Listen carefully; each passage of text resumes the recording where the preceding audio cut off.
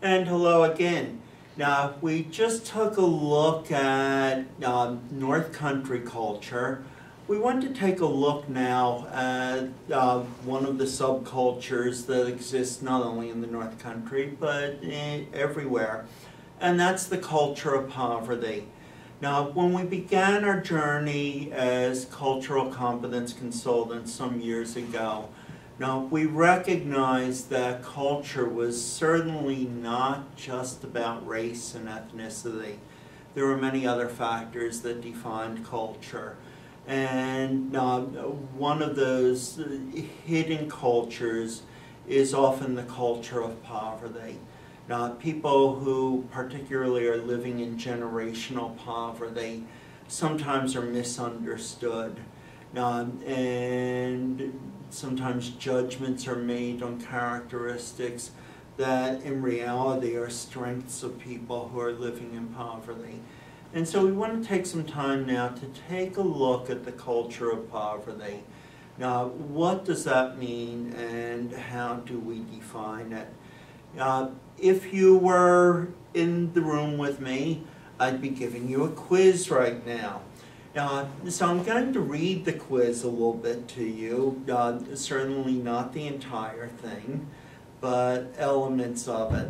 And as I read statements, I want you to be thinking, does this apply to me? And our first quiz is, could you survive in poverty? And think about, can I do these things? I know which churches and sections of town have yard sales and rummage sales. I know where grocery store dumpsters can be accessed for thrown away food. I know how to physically fight and defend myself. I know how to get a gun, even if I have a police record. I know how to keep my clothes from being stolen at the laundromat. I know how to live without electricity or a phone. I know where to go for free clothing and household items. I can entertain a group of friends with my personality and my stories. I know how to move in 4 hours or less. I know how to find free medical clinics. I can get by without a car. I know how to raise my own vegetables and how to put food by. Second quiz. Could you survive in middle class? I know how to get my children into Little League, piano lessons, and soccer. I know how to properly set a table. I know how to order in a nice restaurant. I know how to use a credit card, checking account, and savings account.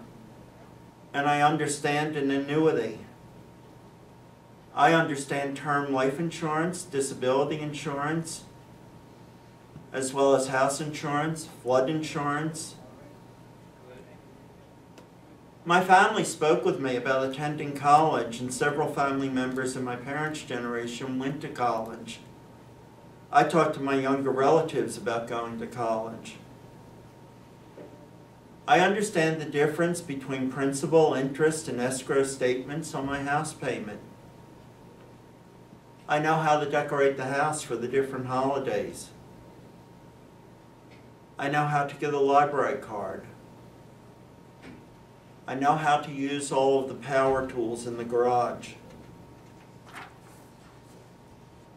And one last quiz. Could you survive in wealth?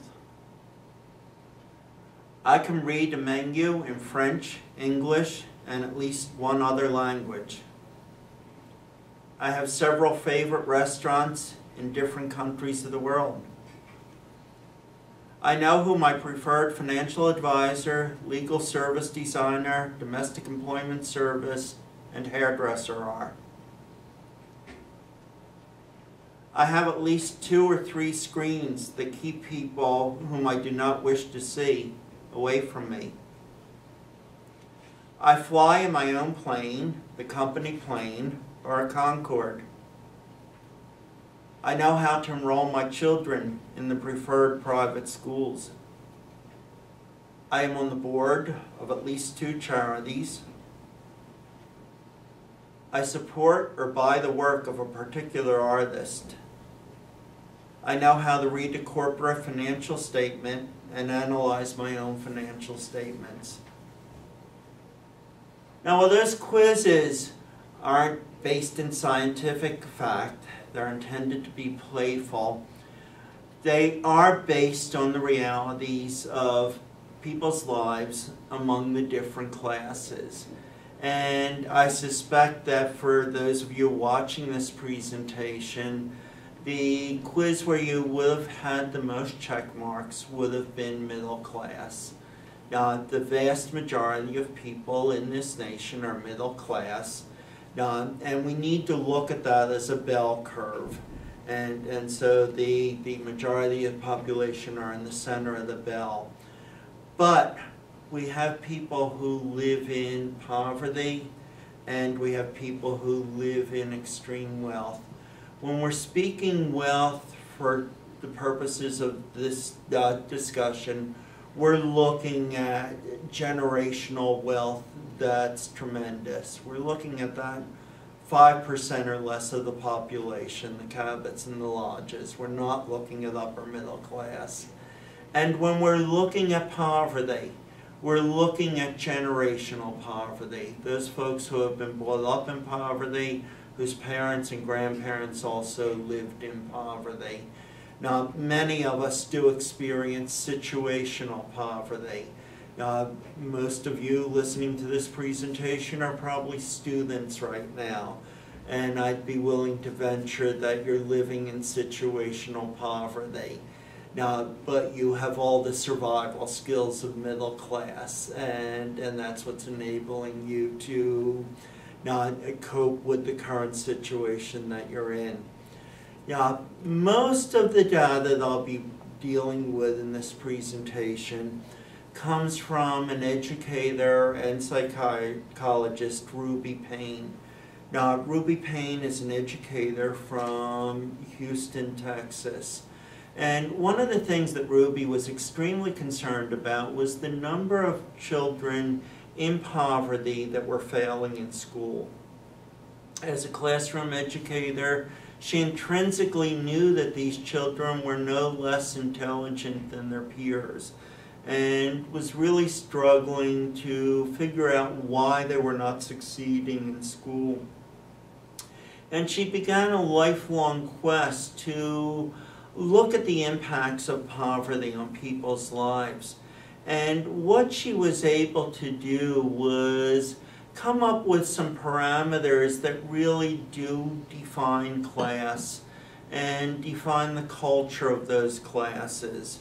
And what she discerned in her research was that there were driving forces that defined the classes. For middle class, that driving force was work and achievement. And that tends to be very future-oriented. There's always a goal that middle class is striving towards, whether it's the right job, or the right marriage partner, or the right home, or the right automobile. Now, there's always something that's being reached for, and that quest for those achievements drives much of behavior in the middle class. In wealth, and remember, we're talking about extreme wealth here. The driving force is maintaining those political, financial, and social connections. We don't have to reach achievement. We're already there. So the focus becomes more one of maintaining those achievements. Now, there was probably no place where this was more carried out than during the industrial age. If you've ever had the opportunity to visit Newport, Vermont, and look at the cottages that were maintained by folks in wealth, you'll get a sense of how important that was. And if you learn about the era, you'll see that the social gatherings held tremendous importance. It was all about maintaining those connections and maintaining that pedigree, if you will.